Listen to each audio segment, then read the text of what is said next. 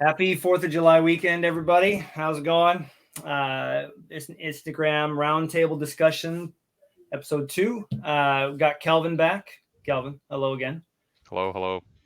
And we've got a returning guest from the regular scheduled programming. Logan has returned from his summer trip. He's feeling amazing. Happy that it's summer, right? Of course.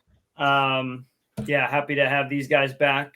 Brady is currently working with his dad, and our other friend Tim couldn't be here, but hopefully next week we can get them both on here and we'll have 5 people talking cards, which is always a good thing. But today we're going to be talking about a few interesting topics that we've been rolling around for a bit, including budgeting, which I'm sure everybody loves doing that when it comes to cards, right?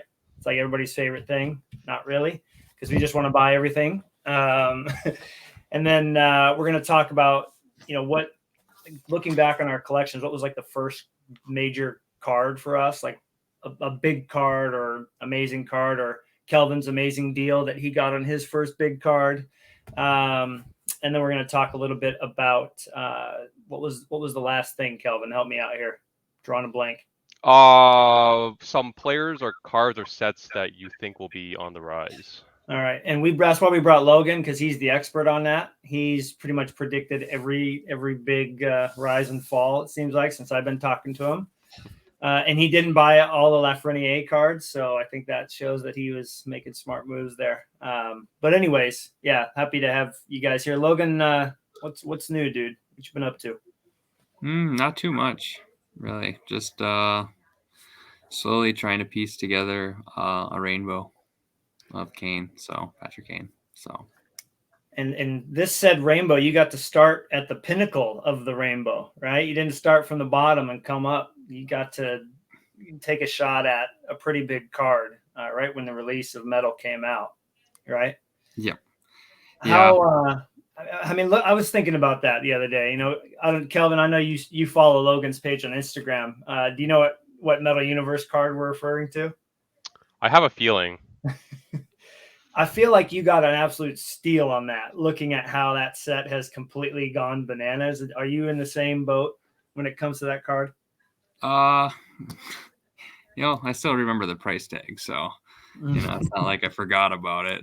But right. Yeah, well, I don't know. I told myself, I was like, I just want this one card, and then it just seems like it just keeps like, oh, here's a green one. Oh, here's a green autograph one, and they just keep falling into place. And I'm like, Right. Well, my arms kind of twisted here. I might as well pick it up, because when will I have this opportunity? So in reality, it's I got the purple Spectrum in the mail right now, and then I basically all I have to do is get the 1-of-1 PMG. And do you know where that is? Does somebody own that card that hasn't been shown or pulled yet? No, I've not seen it. And it's one of those is I'm not in a big rush to get it. It's just if I see it, hey, maybe take a shot at it. I'm not really worried about it though. Right. See, he's so good, Kelvin. He's like, man, if I get it, I get it. I'm like, dang it. He's so like chill about stuff. Like that card that I got the other day, like I couldn't have, I'm in here recording a podcast on the baseball channel and it pops up for sale. I'm like trying to stay focused and make sure I get the card because, and it's out of 50. And even then I'm like, I don't know if I'll see it again. And here we are with a 1-on-1. Logan's like, meh, whatever. It's a good approach though, man. It means that when you lose stuff, you're not like, dang it, I'm devastated. You're just kind of whatever. But you're obviously referring to the Metal Universe rainbow. And, Kelvin and I have talked about that. We're really wishing that Legends would be in there and hoping that they are this year. But I don't know if we could take a few minutes and talk about that set. I mean, that was a big deal when it was announced, and then it was delayed almost a year, right? It was like 7-8 months, something like that. You seem to be pretty excited about, for your level of excitement. You like to talk about that set a lot. But what is it about that set, Logan, that you dig so much as compared to some of the other stuff that's been coming out? That's tough. That's a good question because I wasn't really too knowledgeable about Fleer Retro. Mm-hmm. I remember having an appendectomy in college, and Dad came out and he stopped by the card store and bought a box of the Fleer Retro, just a little mini box. And of course, they got UC Renus. Yeah. Hey, he's got good setups. Okay. Yeah. But and then it just I never thought anything about it, and until I really started getting back into the cards and the metal. I really like it, and it feels like it has foundation where it can go back to the 90s, like the Jordan. And I don't know if you saw that Brett Favre green. Yeah. And that's a very beautiful card. Color match, dude. It's perfect. Yeah. So, Kelvin, we've talked about the Fleer Retro set a lot, you and I. Mm-hmm. And, I imagine, wink, wink, we'll be talking about it here soon again. But, what is it about those cards too? Because the PMGs, we think about the Fleer Retro PMGs. Do you really think it just connects to the basketball stuff rather than just being cool cards? I mean, there has to be that tie into the OG, right? I definitely think so, yeah, because it's, at least for basketball, yeah, it's like one of the most sought after, like most infamous, like parallel in the 90s, and they haven't been created in any other sport in like a really long time, and because Upper Deck's the only one that holds it, and then they only made it that 1 year they made it for, did they make it for football as well? It was football, basketball, and hockey, I think, for 12-13. Oh. Yeah, but for basketball and football, they only did college, and then hockey's the only one that did it with the pro uniform. So yeah, I think it always ties back to basketball, and it's technically the first PMG as well for hockey. So that's why everyone always goes back to that set. Mm-hmm. Well, and since then, I mean, they've done some other like PMGs within Fleer Showcase, right? And some really cool cars, like the ones with the fireworks going on in the background. I think they look like. They're really nice. Logan, you and I have talked about those too, but is that what it was too, Logan? Mainly just like it looking like the original PMGs of the 90s. I mean, is it just that nostalgic feeling, or did you see it on more of like a value, like a lasting value side of things? Because I know that it's something that you do a good job of considering. I think it was more of the lasting value aspect, because it just, I don't know, right away I saw these prices when it first came out and they were super high, and I felt like a lot of them have dropped, or people have, I want to open Ultimate Collection or Premier or all this stuff while everything else is going up in price, and I feel like we're seeing some of these cards drop value. But I mean, I don't know. I look at one of the last pickups that was kind of random for me was a David Pasternak PSA 6 of the Retro Red PMG for $50, 55, I think. Like, I feel like I can't pass that up. Right. And it's already graded, so if you minus the grading fee of 50 or 30 or however you want to look at it, so that's really, I was like, might as well just hold on to it and go from there. They definitely seem like the cards that people seem to come back to. I mean, when they came out on EPAC, obviously that Facebook group, it seems like everybody that buys a 4-packer gets a 101 or some crazy thing, which is just like, you guys need to stop this because you're making all of us waste our money. But there's definitely something about them that I think collectors desire. I follow the Aho prices just because I'm kind of curious for a guy of that caliber, and his stuff is still too cheap. But the frequency of which it pops up really surprises me, especially like greens, which are out of 10. But anyways, you were able to get the 101 autograph, right?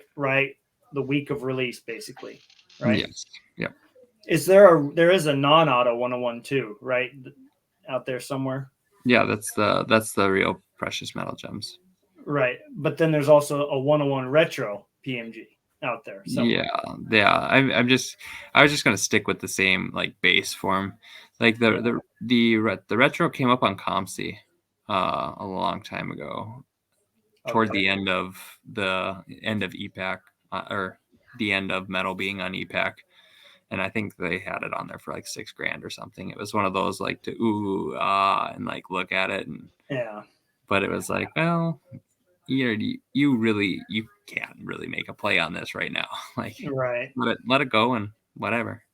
And if you really want to be picky, you could say, well, it was kind of nicked up. It looked like, they ran over it a couple of times, and Yeah. But I mean, that's the thing. I think it comes with that expectation when you're buying these cards.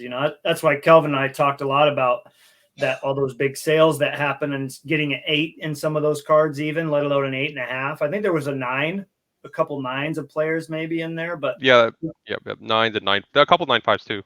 to think that you can find those cards that are 10 years old that are still in that condition with that type of foil. I mean, we look at how all those cards came out of packs, in this recent release. I mean, they were run over a couple times at some of the corners. So, yeah, no, I think that's smart outlook on that. What do you guys think about this next release that's going to come out? Do you feel it's going to be just as strong as last year's release, or do you feel like people are going to kind of be like, okay, been there, done that? Don't everybody go at once, Just I don't jump know. in. I'm trying to think. I think I'll do okay.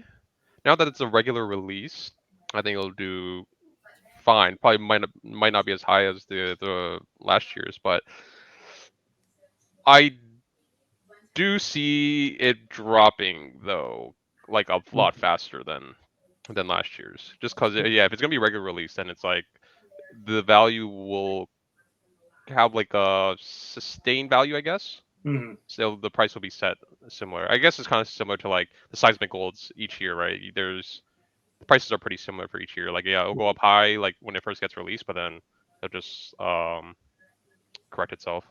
Yep. Slowly come back down. Logan, do you agree with that? Like, do you see the bar has now been set with the last release? So like that's the price range when it gets like corrects itself, like Kelvin's saying, or do you see it being more or less popular? well, I kind of do see like what Kelvin says. Like it'll be fine, but the one thing I don't know. I mean, look at Splendor. That's where I'm at. It's like it came out one time, and you're still looking at cards. And you're like, how is that card $500 still? Like because they're not making it.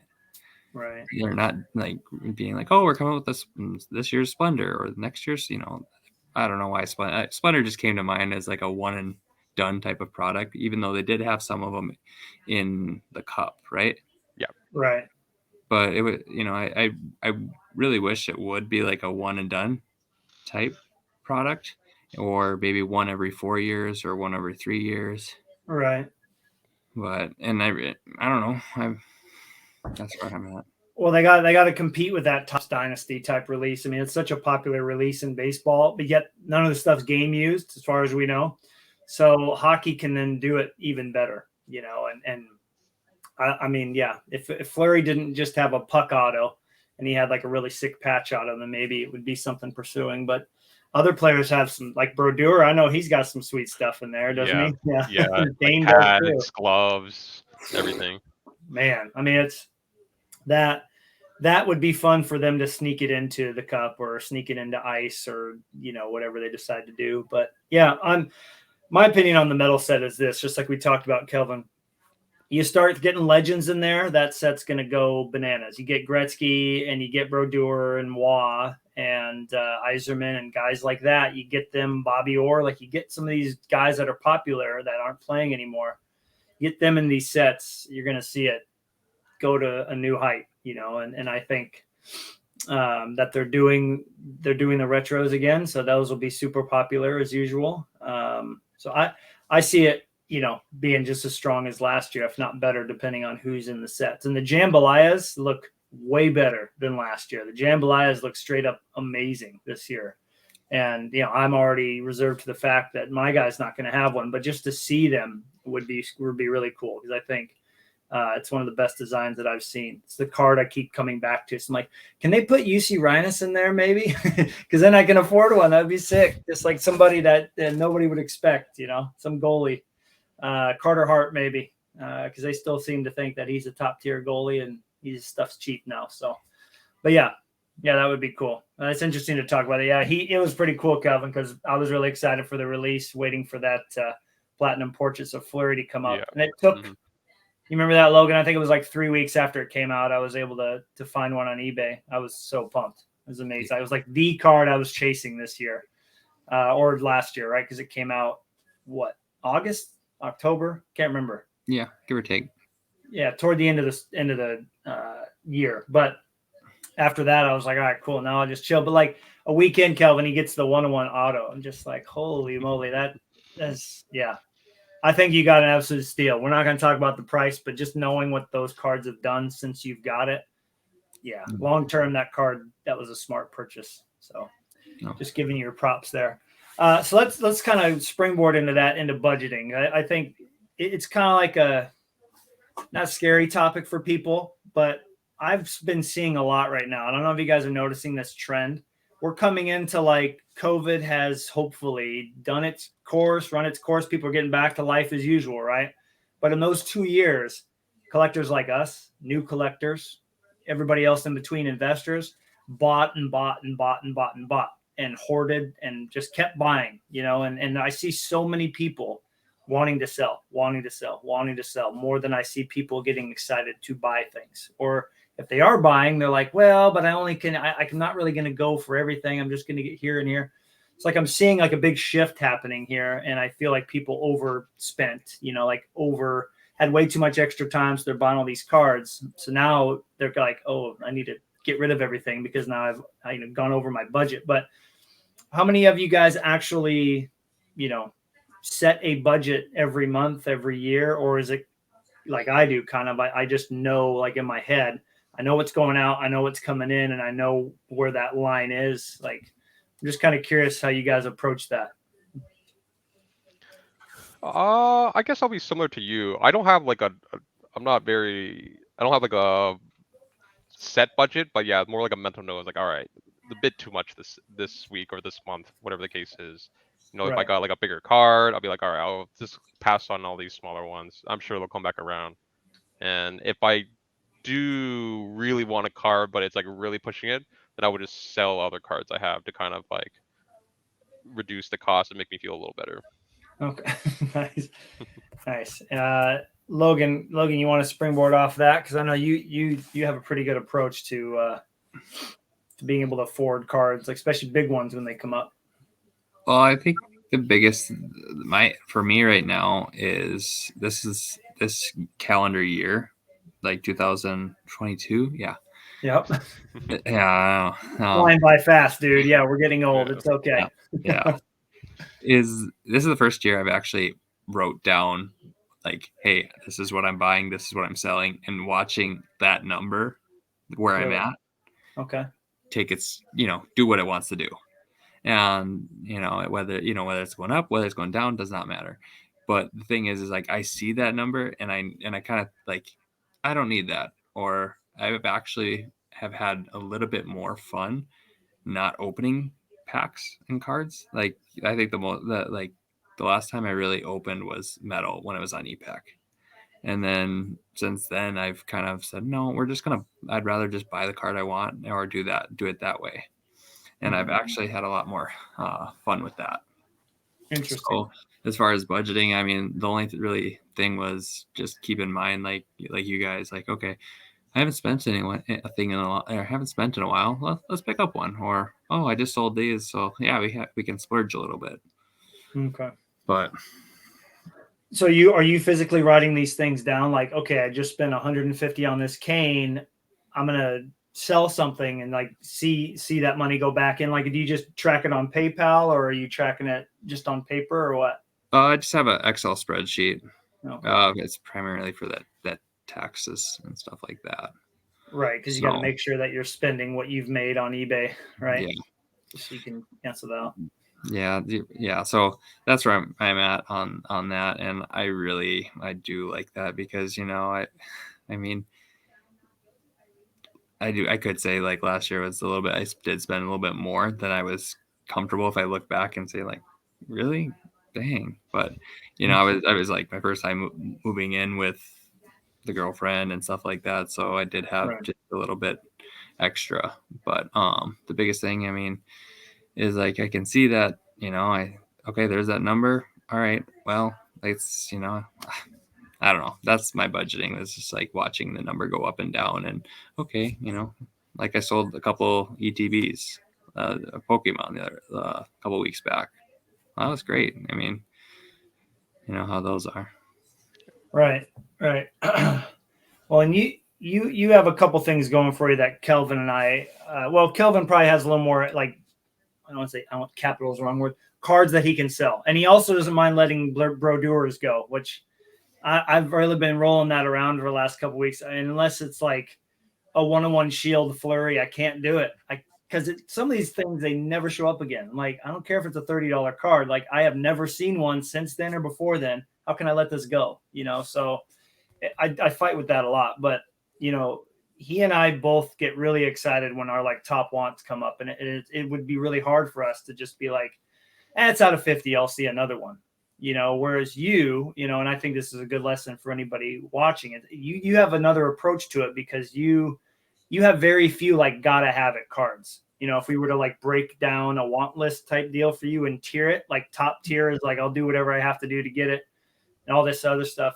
A lot of the middle tier stuff that I'm like, oh, what a sweet flurry. You're like, it's not that you don't like it, but you're like, well, if I buy that, then I can't buy that other one when it shows up. And so I feel like you do a bit better job. You're like less emotionally attached to the cards as opposed to just trying to find that sweet deal. You know what I mean? Do you feel like that has been your change of mindset this year? Well, with moving canes, this year I actually moved canes for the first time, and I've got a lot of canes from the Opa-Chi Platinum on EPAC and COMC and stuff. Mm-hmm. And this guy was looking for and Allure too.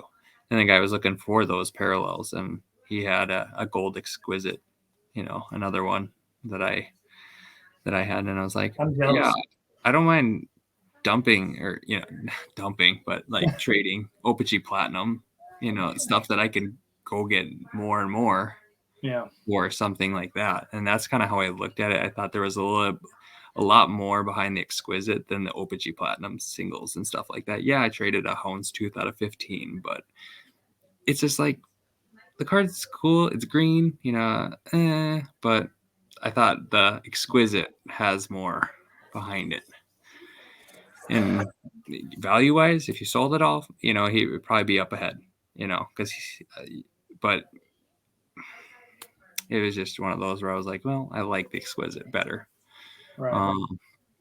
Where are we going with this? Sorry. Well, and what you're saying too is you're less of like a completionist type collector, whereas I like having like a wide variety. I like having the binder that's got the Opa-Chi Platinum stuff in it, the parallels out of 200 or whatever, less, more, and then the big stuff in the case. But I've noticed just lately that, and Kelvin, you kind of do this too, right? You kind of trade your way up, having maybe less brochures in general, but like the ones that you do have are some of those top tier cards, as opposed to having, 1,000 unique cards or whatever. Cause I do like having like the well-rounded type deal and passing on the $800 to $1,500 cards that do show up, where people would take those, like, Logan, you'd probably take that over the, over having, 10 seismic golds of Kane. You'd rather have the, 101 Metal Universe autograph. So it's just a different approach. And I think it's one that I'm noticing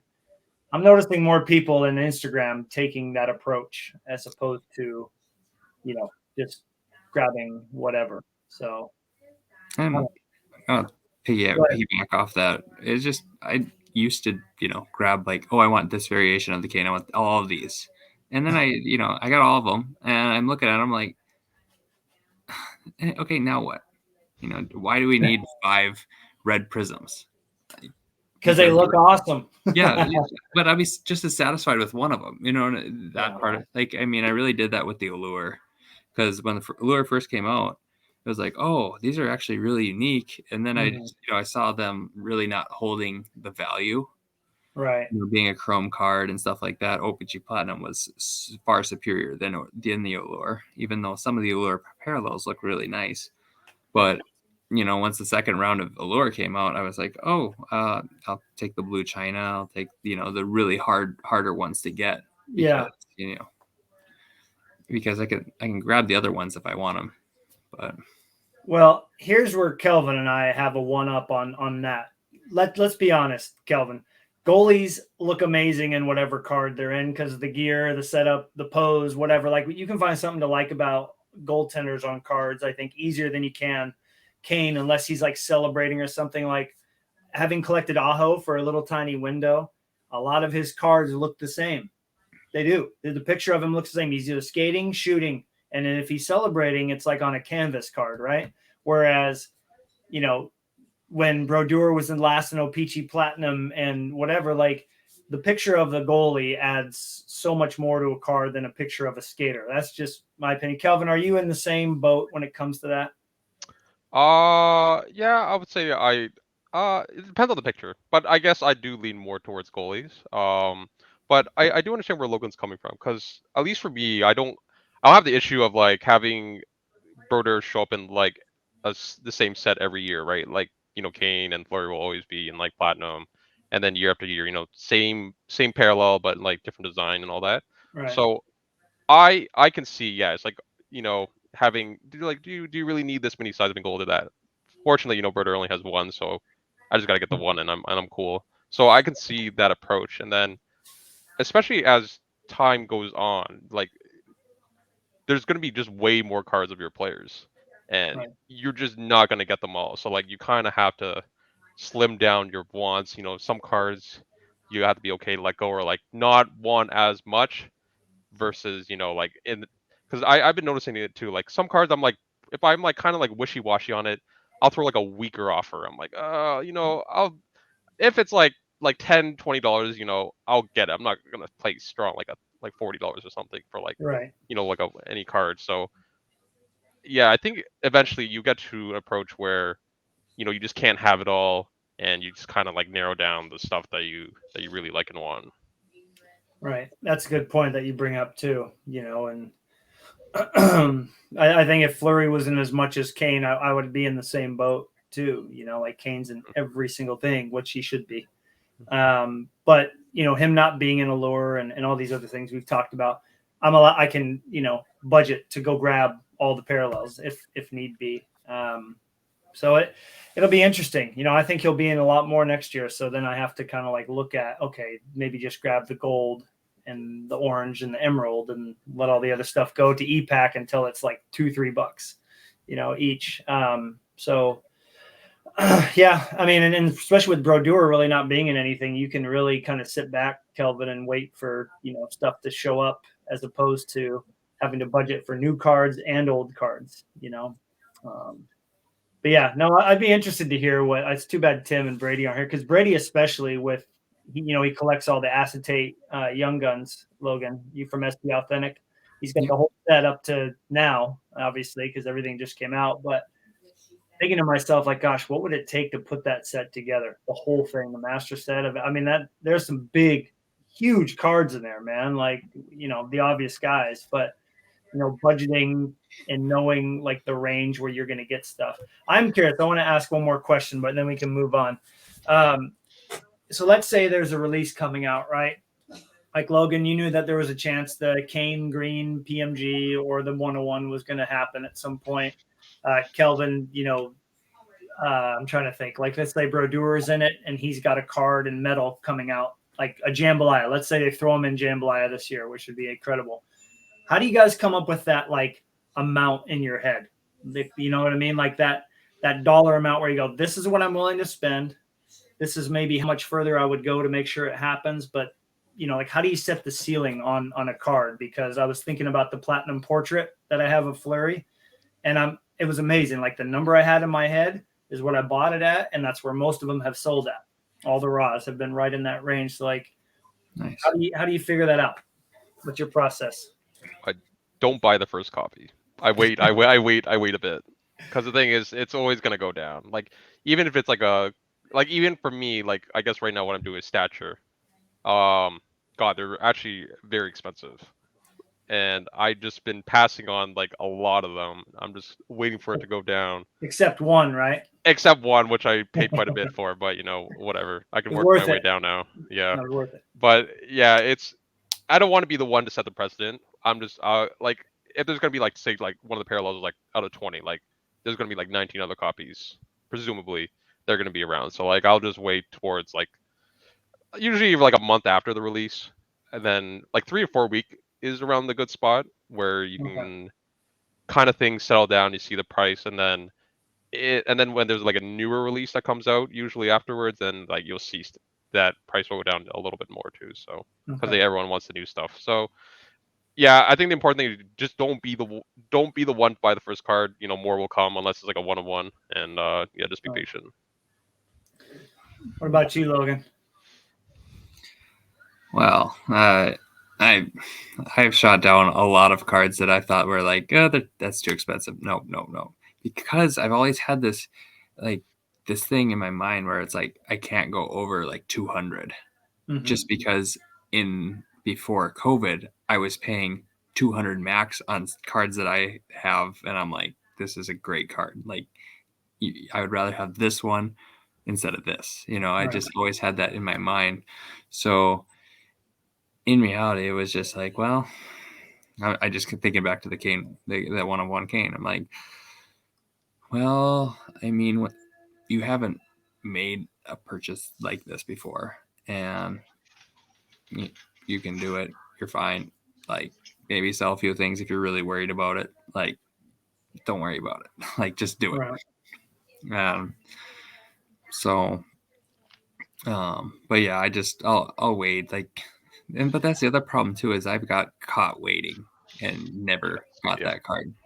I keep Yes. thinking about what is it? It was a Black Diamond Exquisite. You see them all the time right now. It's the Diamond Relic. Yeah, auto relic of Kane, and it's numbered at 25. Oh, the landscape one. Yeah, Yep. and it's sideways. And I remember when they were coming out, I was like, yeah, that's it's kind of, they'll go down, and it just never went down. And then I look back, I'm like, oh yeah, I suppose that's why it hasn't gone down, because of the, I feel like, iconicness, and stuff like that. But like the other day, I missed on Stature. They had the black Stature, and it sold for $31 just because I wasn't around my phone. No. Yeah. And it was out of 20, but I was like, oh, well, like that, at that price point, I'd pay that. Like, if it's, because I kind of like the last last year's out of 15, I paid like 80.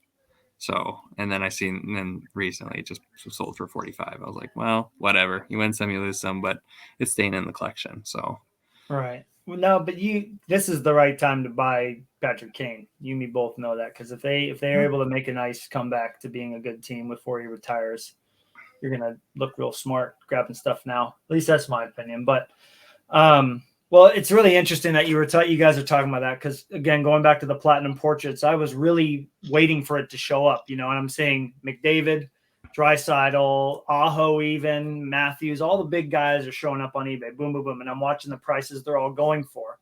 So it's kind of like, okay, well, if McDavid sold for $2,000, Crosby sold for like 1,200 or 1,500. So I was just kind of looking at that, and at that point, I wasn't sure how popular they would be, because one out of 800 packs, you're like, okay, well, you'll see them. Just like think about the upper deck inserts, like those clear cut leaders. Those are like 1 out of 1,800 packs. But there's so much product being open that you see them all the time on eBay. But these, I mean, they're just within the first week, I saw 3 total of anybody. So I'm like, what the heck is going on here? So, so anyway, they're starting to show up. And then when the first flurry showed up, I think I had an offer in my mind. Like, I think 300 was my original, like, this is it. I'm trying to think back. I want to say that I offered just a tad more just to make sure I got it. But, messaged the guy, talked about it. He ended up being on Instagram. Super cool dude. But what's been cool is like that. I don't know if I established the market, but all of the ones that have sold before or after that, all in that same range. So I just find it kind of fascinating how we as collectors, like, we probably don't know all the processes that we go through in our head to like find like the price, but we're usually right. Yeah. When it comes to like, if I were to say, okay, Kelvin, if Brodeur has a jambalaya, what are you going to pay for it? Like, and the price that you have in your head is probably what it will go for, typically. So it's, I don't know. I think we're pretty fascinating people when it comes to that kind of stuff because we're taking in all that information on the market, on eBay especially, and kind of putting it all together. But I don't know. Yeah. Let's see. We're gonna have to like pick a card from a product and see if any of us can do prices right and get the closest amount. Yeah, I mean, if Kane was in a jambalaya this year, would you get one, and what would you pay for it? You think? Just Here's the question though. What's the odds? Because I was looking up those. I looked up the jambalayas, because I just recently got the one from 2009, 10. Yeah. And I was looking at those odds, and the odds were different from other years and stuff like that. But I don't feel like the value really correlates with the odds. Like, oh, the ones out of 800 or 1 out of 800 packs is going to be more expensive than the 1 out of 400 packs. Does that am I on point with that, or I just haven't seen that, but I haven't really been looking. I think the design plays a part into it. Because the thing is, with 0809, when they first brought it back, it was a rectangular shaped one, right? And then 0910 they had the true jambalaya shape again. Yeah. So I think I mean, there's two ways you can go, right? You say, oh, 0809 is like the first time they have it, and then 0910 is like the first one with like the true shape of it, and then the next time they brought it back is 1213, which is close to the original one. Then 1314. What does that one look like? They're orange. Orange ones. Oh yeah. So there's those ones, and then the following years, yeah. I think that it's harder to predict for the later years. I think just probably based off design, but I would say 08, 09, and 09, 010 is not so much of the odds, but I guess just the fact that it's like the first one of whatever the case it is. Yeah. Well, and you have to keep in mind too, Logan, like the amount of product being made back then was probably a lot less. An insert to take into account here are those hot gloves from was it 14-15 with a really sweet design. Corey Crawford has one, right? Do I have the year right on that, or the 13-14? It's like it was every 10 years. I think you're close. I just saw one of Birder. Yeah, but anyway, you think about that. Those are like 1 out of 80 packs or something like that. Maybe 1 out of 160. But the odds weren't crazy. But a huge checklist, a lot less product being made. I mean, you're having to take all these things into account. But when it comes to jambalayas, they all just kind of sit at the same price. I have a jambalaya save search of Carey Price because I used to think it would be cool to have one, thinking that flurries would never show up. But his prices, every time one's listed, it's always at the same price from different people, right in that 300 range, American. Doesn't matter what year it's from.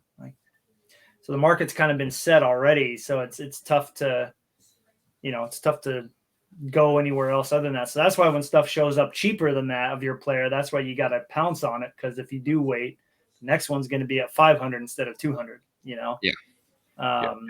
Yeah, which that's a whole nother topic we could get into about people asking ridiculous amounts of money for stuff. Because Kelvin and I were just talking about the Topps Chrome anniversary release that just came out with the really interesting portrait pictures. But some of the prices people are asking because it's a new product. I'm sure you saw that with guys with stature. It's like, well, you're wanting how much for this card of Kane or Brodeur? Like, it's a parallel out of 99 and you want $50. Like, get out of here, man. But that's what happens when you buy a box for $300 and that's your best card. You got to try to get your value back on it. So, anyways, it's kind of crazy stuff. Yeah, it'll be interesting to see when this Metal Universe comes out because get close to release. It'd be nice to do an episode where we kind of preview it and also kind of give our opinions on where, once the checklist especially shows up, where things are going to fall because, we might see some kind of a recession by then when it comes out because likely it won't come out till the school year starts for us, Logan. So it'll be interesting to see if the boxes are cheaper, more expensive, and where everything falls price wise. But We'll just have to follow Logan's budgeting advice when that happens, in case all of our guys are in it. Because I'm sure Fleury will be in there as a Blackhawk, so I have to prepare myself for that. And then again, I want Legends to be in there, man. They got to do it. They did it in stature, so they got to. Maybe we're going to start seeing that shift. I know Kelvin wants that for sure. Kind of. I don't. I have low expectations going into it. I don't think they're gonna make it in for this year, but I mean, my hope is next year. Hey, you sound like a Mariners fan. There's always next year, dude. Yeah, it's a painful place to live for sure. Well, Logan, why don't you tell us what topic you came up with this morning after you woke up from your Stranger Things marathon? Yeah, no, the topic the one question I had was, what was your first card that you considered a good card in your collection? And when I think about that, I think like when I was, I don't know, under 10, 8, 9, 10, whatever, and opening a pack of cards and being like, wow, this card is so unique, or like, this is a good card, I'm gonna keep this one. And when you look it up at now, it's like, oh, this is like $5, not a big deal, but it's still in my collection today. Interesting. I have like 3 cards in my head right now. I don't know if I can see the wheel spinning in Kelvin's face. He's like, well, do I pick this one or do I pick that one? I know what my answer is, I think. I hope my dad watches this part of the episode. I'm going to grab it. It's right here. I think I know mine. I don't know if I have. I don't have one of them. Yeah. Well, because like Logan said, I'm thinking back to when I was a kid. So backstory. This is going to be kind of fun. I don't know if it's in the same location, but I know it's still called this. In Washington State, there's a town called Mill Creek, and when I was younger, my grandparents owned a travel agency in Mill Creek. That's right. There used to be those types of things back then in the 90s. So I'd go into this place called Mill Creek Sports Cards, and I was a hockey collector still. I was like 7 years old. And Mignon Rayom was really popular back then. Everybody knows who that is. If you're a hockey fan, you know who she is. And her, she played for the Lightning, and her jersey colors were awesome, and everybody wanted cards of her. Like at my daycare, we had like trading card night. People would bring cards. I'll never forget this. And some of the people working there had her cards, and I was like, I want a card of hers. And I remember going into Mill Creek Sports Cards, and there was like this one card with this amazing picture on it, and it was a lot. It was like $20 or something. And I told my dad, like, Dad, that's such a cool card. He's like, yeah, sorry, son, we can't really afford that. Let's look through singles boxes and pick out some goalies. So as I was over there looking at goalies, we get into the car. He goes, hey, here's your card, son. And it was in there. Like the card was in there. I couldn't believe it. So sadly, that card itself, my old man, my stepdad, threw all my stuff away when I was younger, when I got in trouble or something. And yeah, so that card itself is gone, which, yes, I know, sad noises, right? But I do have a copy of it, which is in a screw down because it gives me the old school feeling. So this was probably my first like big card in my collection. Hopefully it'll focus in here. There we go. So you guys remember Classic, right? Yeah. No, but I just remember thinking that was such a cool card because a lot of her cards were like profile shots, and then down there at the bottom, it's out of 26,000. Yeah, how about that, huh? So, anyways, this card has a lot of sentimental value to me, but it was like the first like over $5-10 card that my dad had ever bought for me, and yeah, so there you go, first big card, and yeah, there's tons of these out there, but it has a lot of value to me on that front. So kind of crazy to think that was my first big card, and now a big card is like a red laundry tag auto, but it helps me remember like where it all started. So yeah, that's my answer. Oh, that's good. And Kelvin's like, me too, Matt. Look, there it is, same card. All right, what about you, Kelvin? Let's see it. So yeah, for me, I guess my very first card I really liked. I don't know if it had value at the time, but I used at the dollar store here. They used to have like repack stuff, and that's where my first love of Pacific came in because they had so many cool cards. Like like even the base, like the Crown Royale base, they're like super nice, and then obviously Revolution was my favorite. And this card, it's not this the original one. I don't know where it went. I lost it like during the move, but I rebought it a while ago, and it's the Oh, 98.99 Revolution of Le Cavalier out of 299. Sick. Yeah, nice. and I remember I got that from like one of those like dollar repacks, and I thought that was like the coolest card because I didn't even know number cards existed. I was like, wow, this is like the only one of 299 in the world. I thought it was like the rarest thing, and then obviously later on I feel Yeah. like it's like whatever, like probably not much, but I think that was probably what triggered it all for me. It's kind of crazy to think back in the 90s, like 16,000, 299, Yeah, 500, like yeah, those are still expensive cards of the right players, like look up a Wayne Gretzky insert out of 500 from the 90s and see if it's, so no, but Pacific, is the bee's knees. We all know where we stand, or at least where Kelvin and I stand, and Logan's starting to discover the 90s slowly but surely. Yeah, I just gotta keep finding a player that I want to collect, or be like, oh yeah, this will, like like I think the last one I bought was the Hasek Revolution, Right. the red. Well, if you need any suggestions for 90s players, I think Kelvin and I both have a player you could go for quite easily. So, there's a lot of good goalies out there to chase down. That's for sure. So how about you, Logan? When you asked this question, did you have a card in mind, like right when you asked the question, or did you want to like ask it and then think about it for a bit? Oh, I had it right in mind. I don't have it with me. I think it's in a box. It is in a box. It's in my goalie box, but Okay. it's on my Instagram. It's the Chris Osgood jersey card. See if I can. It's How far back is it? Do I got to go all the way back to the beginning to find a picture for you?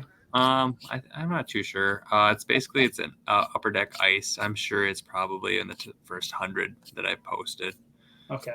But it was just one of those where Upper Deck Ice. I've never heard about it, and we didn't really go to the card store often. And for the most part, my typical card store ventures were like, oh, we can get be a player pack, for $13 and get your one autograph. I think my first autograph was defenseman for the Florida Panthers, Slovaka, maybe Slovaka, something. I don't know. No idea. Yeah, yeah, no idea.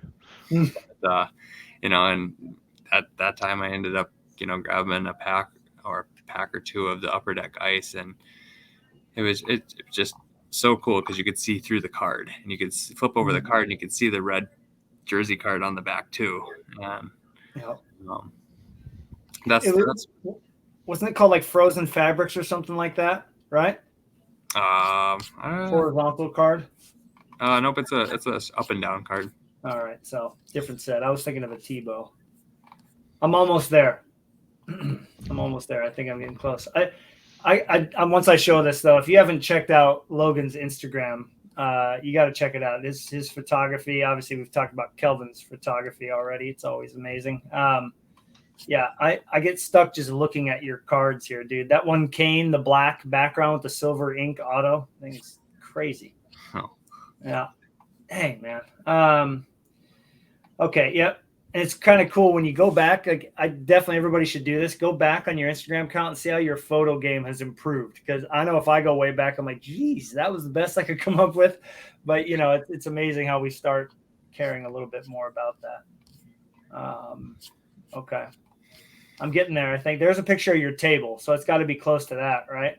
Yeah. Yep. Okay. Awesome. What were while I'm looking for this here, Kelvin? What was an honorable mention? What was another card you were thinking of mentioning as like one of your first big cards?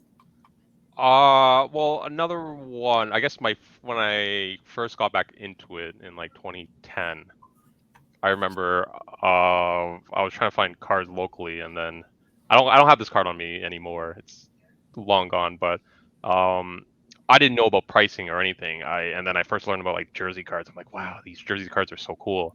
And I want to go look up the card exactly. So yeah, it's from 08-09 MVP, and it's called the 2-on-2. So there's two players from one team and then two from another team. And yeah, the one I had was it was Nabokov, Marlowe, Turco, and Modano. And I remember I bought this for $20 at the time. And then obviously I was in for a rude awakening that it's not worth $20. It's like it's like a $2 or $3 card, and then I'm like, oh geez, and then Well, it's got that's to be when worth more now, right? It's got to be worth $20 now. probably not, but like it's probably like I don't know, like 5. I don't even know, maybe 10 at most, because Huh. I'm sure people would want it, but Right.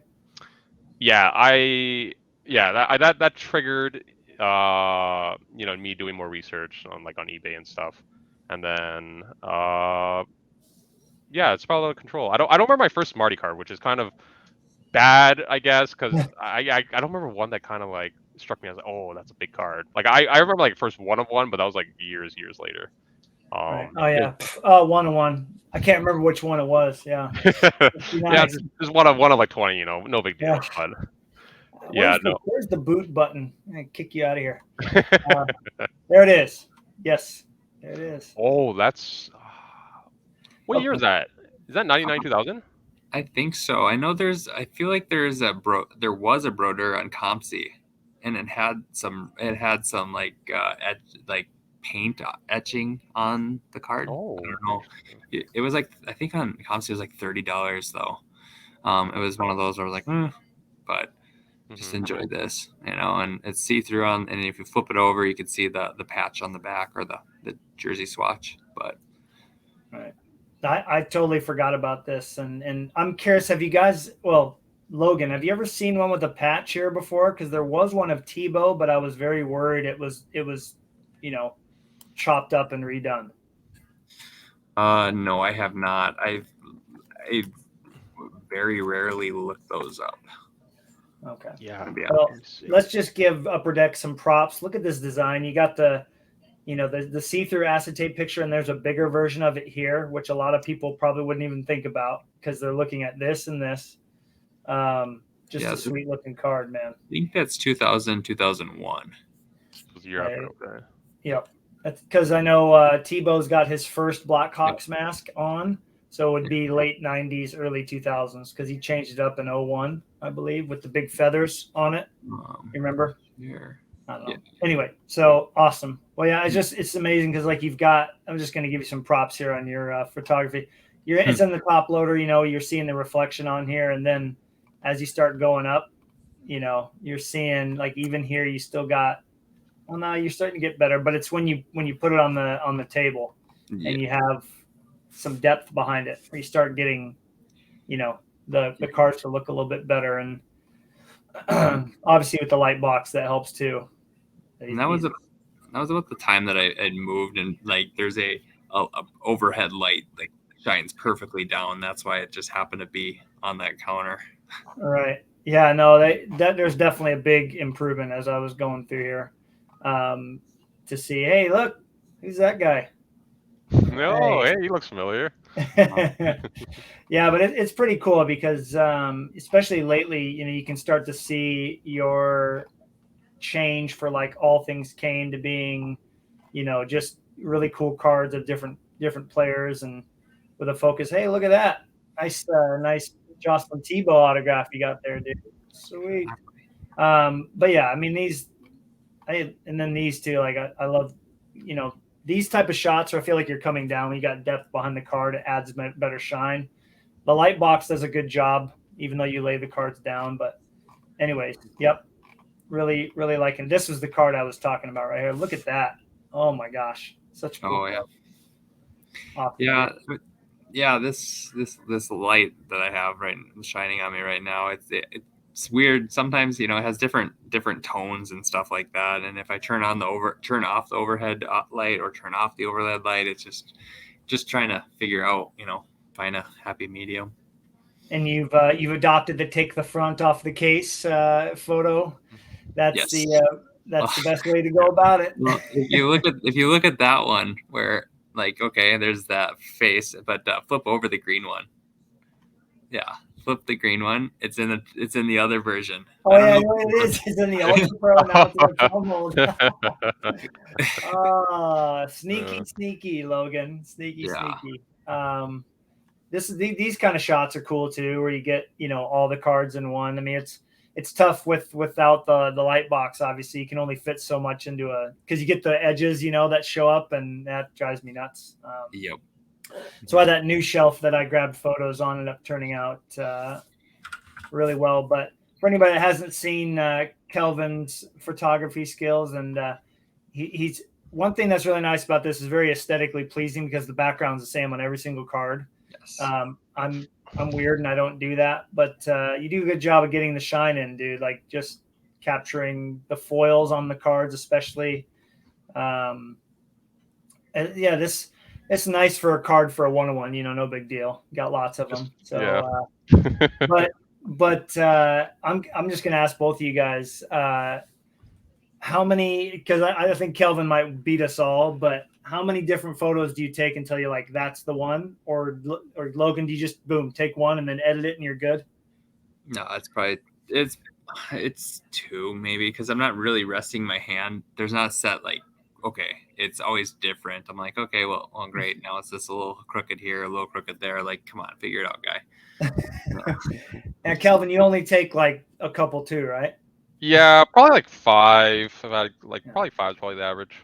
Is it just finding that angle with the light box, right? Because you've got the way the lights come down, you got to change up and then edit, right? Yeah. Okay, gotcha. Actually, no editing, but yeah, I just it takes a couple tries and make sure because sometimes I tilted my camera like a little too downwards or something. So right. You take a couple of those. It is kind of interesting too, because there's that feature on the iPhone now too, where you can if you take a photo and you're kind of tilting your camera like this to get that angle, you can then edit the photo and flatten the picture out a bit without distorting it at all. So it's, you know what I mean? Like if the card is like angled like this, and this side's obviously further away, it looks smaller, you can straighten the card back up. I've had to do that a couple times, like the angle of the sun, depending on where I'm taking the picture. So maybe it's too much, but I'm maybe just too freaked out that I'm going to make the card not look as nice as it should. But yeah, cool. Love it. Love the photography, man. Keep it up, both you guys. All right, so let's hop into our last topic. This is going to be Logan's expertise, and we're just going to kind of throw our opinions out. Feel free to tell us that you don't agree, because I think this will be a good debatable topic. But Kelvin, what was on your mind going into this episode? About this topic? Yeah, remember we were talking about different players? Yeah. So my question was, what card / set or player do you think will be on the rise?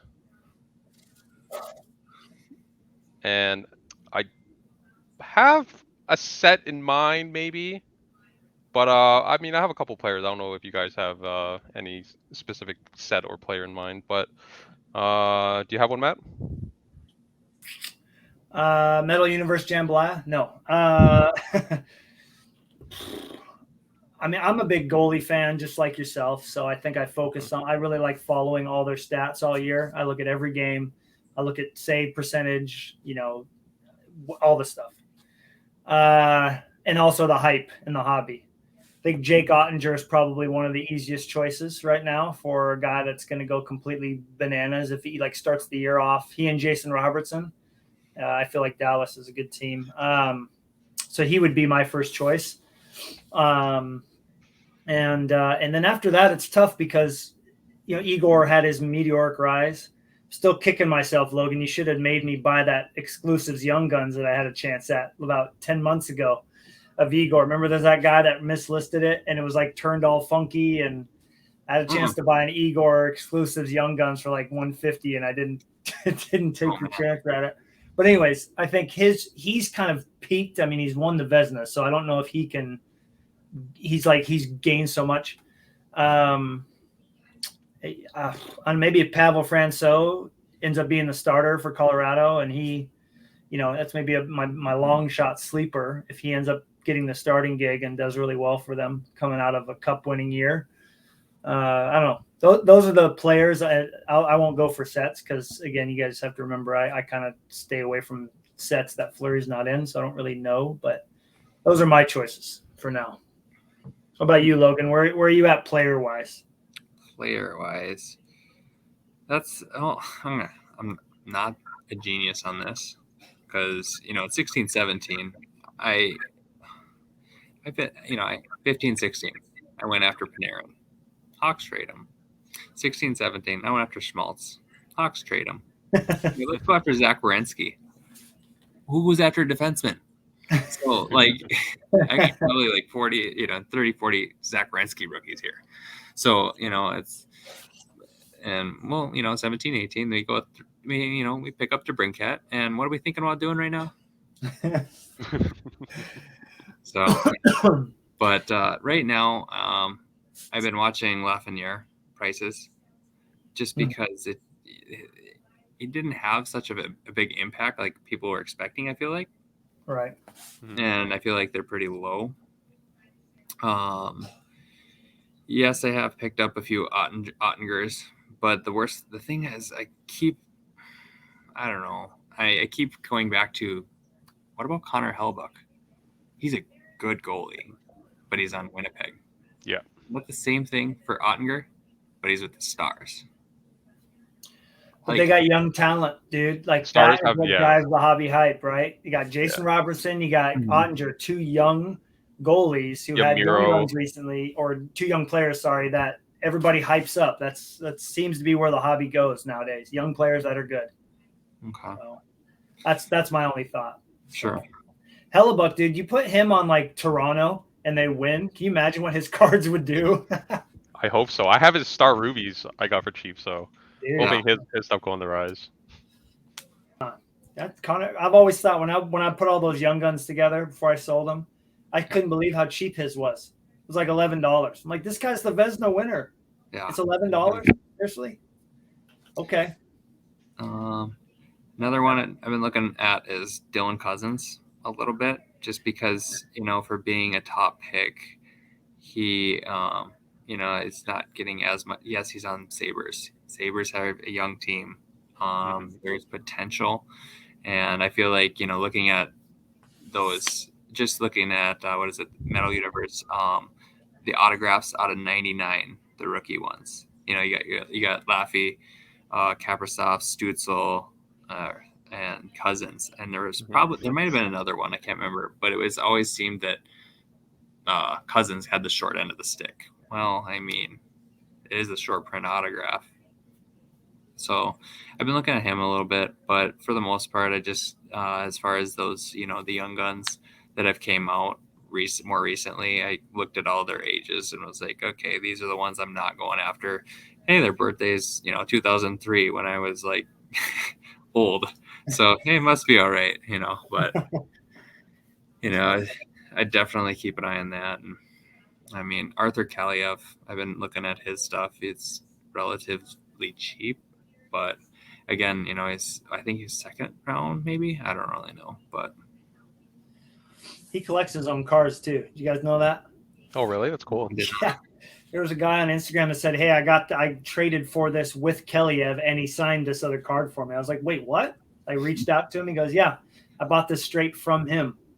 That's awesome. That's really cool. That's cool, man. Before we get to you, Kelvin, just because it's fresh in my mind, he mentioned the Sabres. I mean, I feel like at this point, there's basketball players, especially because that's a sport I played for a very long time. I know which guys, when I watch them play, that are going to be the net. You can just see how they play, but there's a goalie for the Sabres who I think is about to go crazy. If that team gets good in the next couple of years, is Ukko-Pekka Luukkonen. When he was playing early this season, he was very, very good. And then he got hurt. And they're like, you know what? Just stay down in the minors and just play every single game because we can't. We're just going to play Craig Anderson. We're not going to the playoffs. Just stay down there and play. I think he's got, obviously Spencer Knight, but he's already kind of expensive. So anyway, Ukko-Pekka Luukkonen. If I was going to invest like $1,000 into a player, it would probably be him, not Ottinger. But that's just me. So I think he's got a lot of skills. Anyway, Kelvin, what about you, man? Who are you thinking of when you came up with this? I first started with sets. I think my first thought was sets. Okay. I mean, I've been selling some of it too, so like I kind of think I got a feel for it, but I think 14, 15 OBG Platinum Seismic Golds. First year of Platinum. And I wouldn't say it's the best year of Seismic Gold. I think 1920 and 1819 are probably my favorites, and then followed by 14, 15. But I Okay. mean, for it being the inaugural set, I think that will have. I mean, it's just like historically, you see like like for popular sets, like the first iteration is kind of usually the more popular one. Like Prism, is an example. This one, correct? Yeah, yeah. Okay. Gotcha. Mhm. Yeah, I think that one is gonna have because the thing is that's the only parallel that now, because since they got rid of blue cubes, that's the parallel that carries over for each year. Like there is no Emerald Surge yet. Right. Oh, Red Prisms. That and Red Prisms are like the two that carry over, and then of course like the Rainbow. But I feel like that, and that year also had pretty good rookie crop too. So I think that you'll see a slow increase over time. Interesting. Okay. hmm And then another one is it's more longer term, but I feel like yeah, in the same for the same reason like Metal Universe like 2021. Uh, I could see it being similar to the same route to like Fleer Retro, where there's kind of a period of time like you see it so often, but then as time goes on, you won't see that stuff show up like all the parallels like the ones out of 25 from like Alloyance and was it Hardware? I think it was called. Like those ones, I think those you'll see go up. The net deposits, man. If I And that collected deposit, Aho, I would want one of those so bad. They they're look so nice. amazing. Yeah, Wow. yeah, so those ones, and yeah, I think those ones are kind of like much more longer term. Like you got like 10 like a decade from now or something. But I think those would be my two sets I would put money on. In terms of player, I was going to be the same route as you guys. I think yeah, Stars Robertson. I think Robertson's a little bit undervalued. Kind of pretty undervalued. I think I would say. I think he has room. And yeah, and then another one I was gonna say for Sabres is I know he's a defenseman, but Darlene. I think if Sabres, yeah, if they're projected to be pretty good soon, I think they will have some room for some guys. And then one more I would pick from the doubles. I would pick Sharon Govich or Dawson Mercer. Dawson Mercer is just starting to get cards, so like I don't know if I can say he's gonna be a sleeper pick yet, but I think those would be my picks. Interesting. Huh. What about sets for you, Logan? Are you, because we all track our players' sales, right? I don't know if I'm guessing all three of us type in Patrick Kane, Marc-Andre Fleury, Martin Brodeur, 130 point, look at the sales, like, it's kind of interesting. Just kind of looking at it over time. Are you noticing any sets that are gaining steam lately, or is it nothing standing out? I really haven't been looking at the sets part, but if you really want to classify sets that I've been looking at were, well, that gold reflections, from that we just talked about. And yeah, I'll show that. I kind of keep an eye on that. And this seems relatively cheap, and I don't know. I really like the look of the card, so I closely monitor. That's probably one of the only sets that I closely monitor. But I kind of have heard a little bit about 0506 Cup base, just because isn't that the first year of So yeah. Let me pull that up here. They didn't do gold parallels till the next year, correct? The 0607. I don't know. I think you're correct. I have one here. Yeah. Yes, this one. So this was the first year they did the golds, right? Yeah, that's the first year, yeah. And it's cool because like the side, it's not going to show that well. The sides and the middle of it is actually gold. Gold, yeah. Which is kind of cool. Are you noticing even like the base from the first year cup, just the 249? Isn't that what they're out of, 249? Yeah. Yep. Those are doing really well. All right, let me pull up. Here we go. I have not done any research on it essentially, but I mean I have looked on ComC and stuff like that. Be like, let's take a peek. Oh, well, $25 for a base card. That's the going rate. I'm probably not coming down much. And Gotcha. of course, well, Kane's not in there, so I'm like, well, we could move on. That's kind of my. So. Well, I've heard a lot of people talk about the cup golds out of 25, just the base parallels out of 25. Those are going to start, the people that spend a lot more money than the three of us combined probably every year on cards are saying that, as well as the exquisite gold parallels. I think you're on to something there. Every time a flurry comes up, I'm like, oh, because they don't stand. They're not too different, just with the gold numbering. But I think the cup parallels have room to grow. They really do. I mean, when's the last time you guys saw a cup gold out of 25 of your players show up? I mean, I feel like I see a flurry once in a blue moon. So just, you think you'd see more, but yeah, I do like those gold the cup ones. I mean, I missed two I think a month ago or so. And I sent an offer and he refused, and then we went to bids. I was like, well, then I forgot all about it. But for the most part, for Kane, I would see them about the 30 to 40 range, which I look at it, okay, would I rather have that card, or would I have a base card of 0506 of, let's say, Dominic Hasek or something like that for about the same value? Well, I want Kane. So, right. And it being the high-end card too, or the high-end product of the cup. I mean, I'm not going to go open product just to find Kane stuff. No, I don't think any of us will ever buy a cup box unless like all five of us decide to split a box. And then how do you decide like who gets what? Like that would be really tough. It would be fun to do one. Don't get me wrong. I would love to open one box of the cup in my lifetime, just one, but I'd have to have so much extra money that I wouldn't care if I got, my best card was a Rasmus Dahlin patch auto. No offense to him, but like you're spending over $1,000 for a box. How much do you think the cup will be when it comes out again? $2,000 a box, $1,500 a box? I think it's going to still be under 1,000 for now. Really? It might go a little over, maybe a little over. Pre-order will probably be like, I want to say $900, $999. I would say pre-order will be $1,000 a box. I'm kind of set at $1,250. 12 seems okay. I think that was like 12 was like probably the top end. Like I don't know. I see. Okay, it'll come out, and David Adams will miraculously sell out of their pre-orders, and then the next thing goes up another $250. Yeah. And just and then that's another player I don't really see much potential in is Kaprizov. What? Get out of here, man. Have you watched him play? Yeah. He's also like 5 months older than Austin Matthews. Yeah, I mean, I see what you're saying. Like he won't be able to play long enough, but he's so good. Oh my gosh. I watched every game, sadly, or fortunately, if you want to say, since Fleury got there. And he did stuff that the only guys I see, McKinnon, Matthews, McDavid, he's in that same, I don't care what anybody says, like skill-wise, he's up there with those guys. But he's in Minnesota. So Logan doesn't like Minnesota either. We should just point that out right now. I know this for a fact. The bias. I don't know. He loves the fans. He loves everything about that team, right? Of course.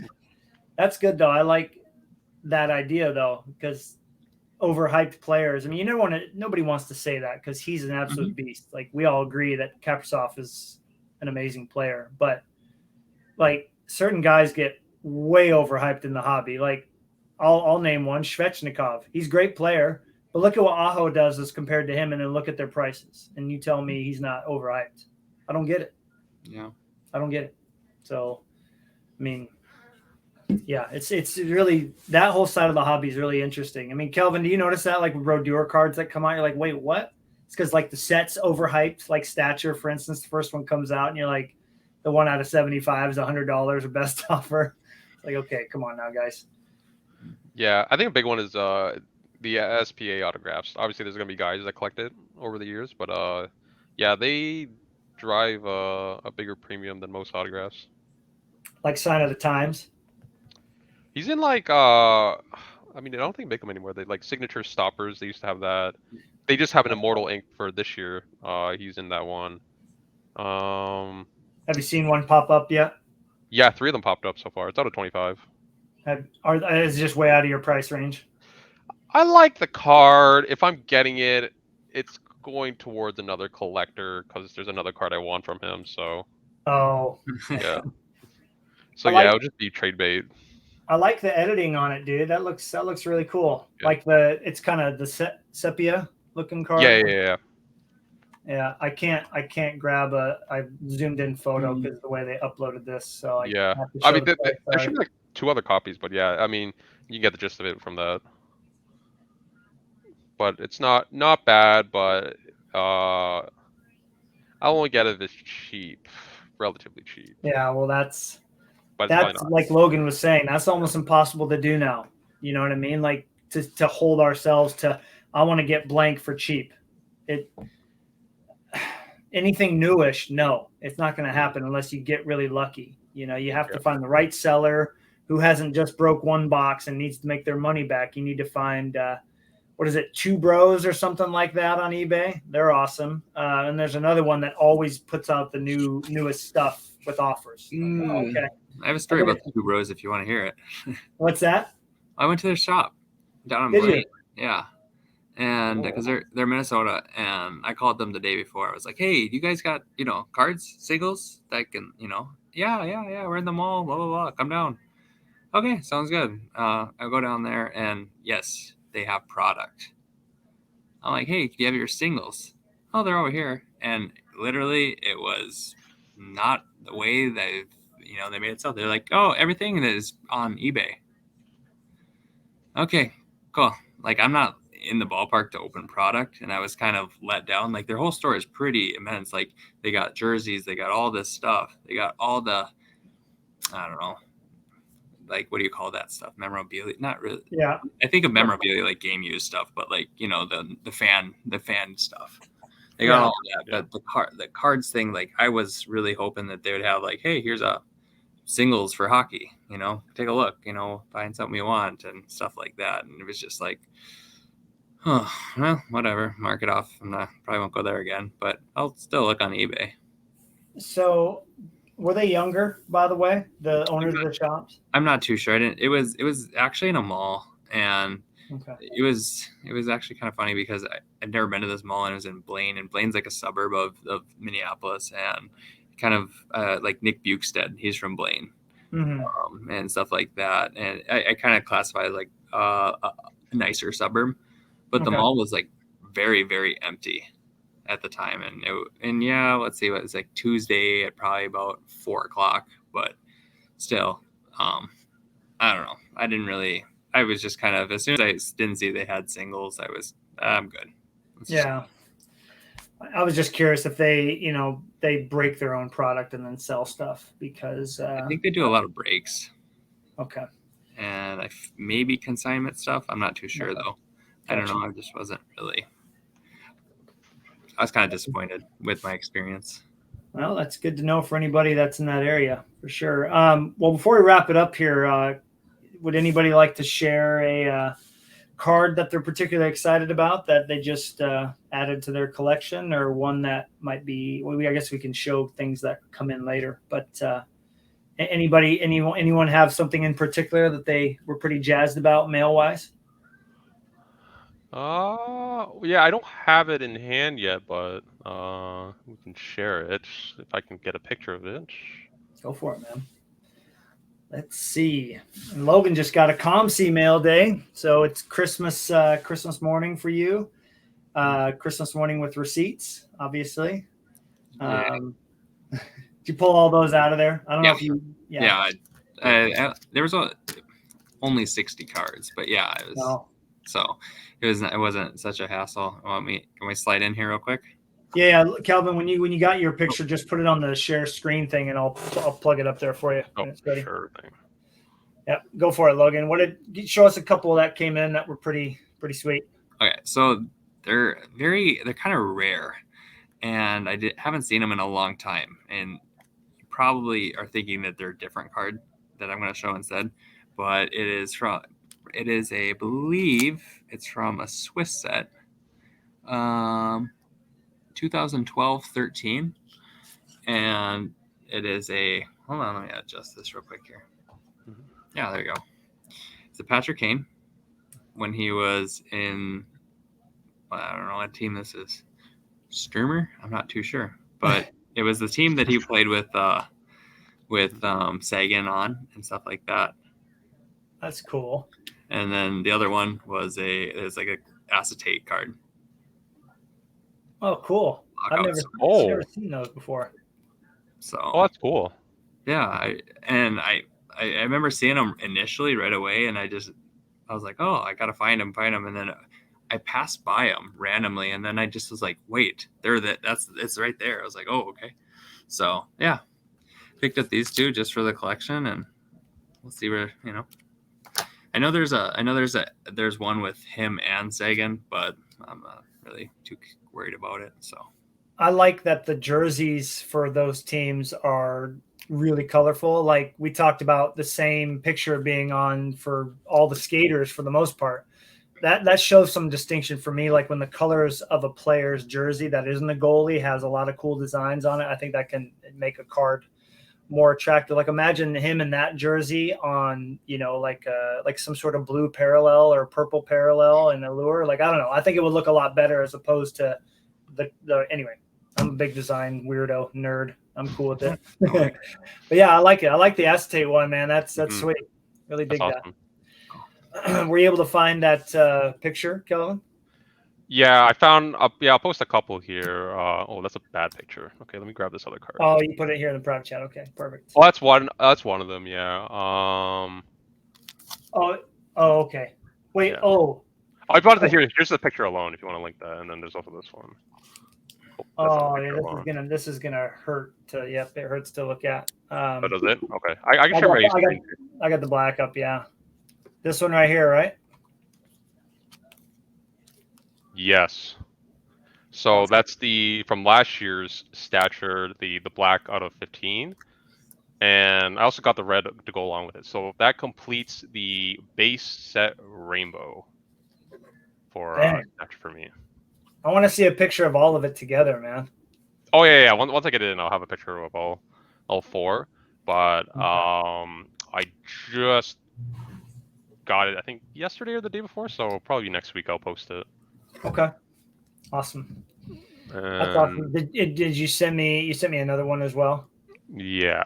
Oh yeah. Yeah. Do you want to wait on that one till it's in hand?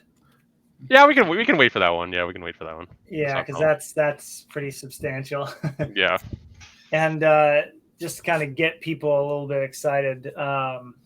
Kelvin and I had a shared experience about what was that, about 2 months ago, almost.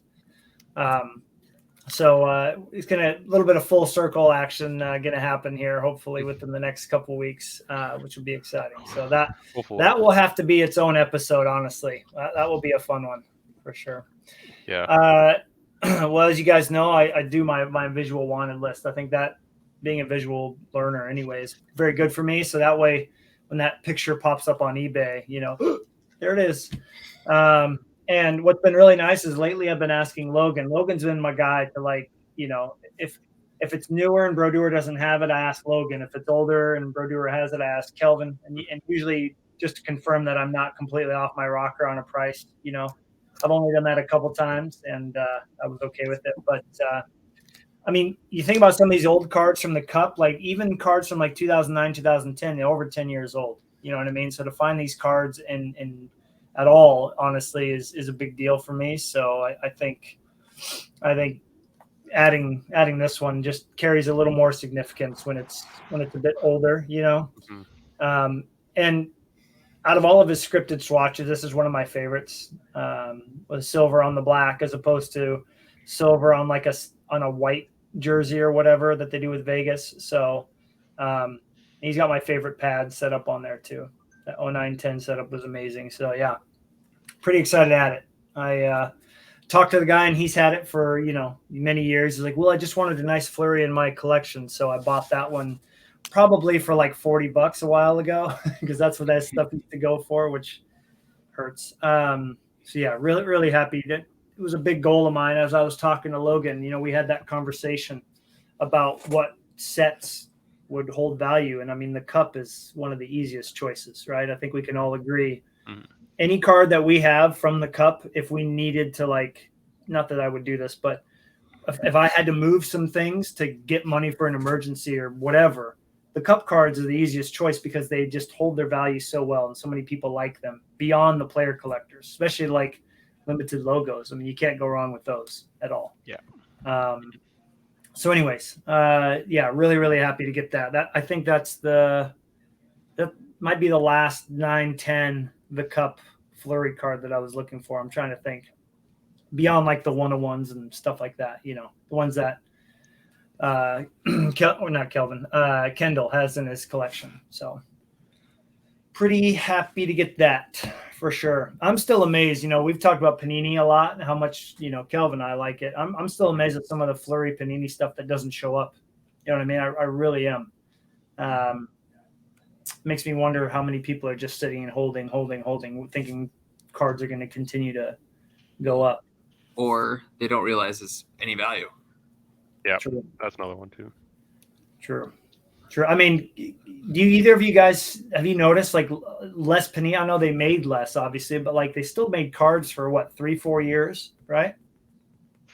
Or technically 5. You want to include the 14-15 anthology because they did that after they lost their license. Right. But yeah, 4 years of pretty. I mean, the first 2 years are kind of whatever, but the last two are better. Yeah, the years with Dominion and National Treasures, I mean, that was their peak, in my opinion, and Prime as well. Yeah, Prime. So much fun. Mm-hmm. I mean, you guys notice just so few of those tend to show up. I see so little of his Panini stuff in general. So, yep, all my most wanted except one is Panini. So I think my top 10, I think 9 of them are Panini or 8 of them are Panini. So, yeah, got to have, high expectations, I suppose. But anyway, hey, appreciate you guys hopping in. I know we got to run off and enjoy our weekends, but good discussion. Hopefully we can get Brady and Tim on here and have 5 people going back and forth with cards. But yeah, really enjoyed chatting with you guys. Yeah, this is awesome. Always fun. Thanks for having us. Oh, yeah, for sure. All right. Well, everybody, I hope you have a great rest of your weekend, and we'll see you next week. Take care.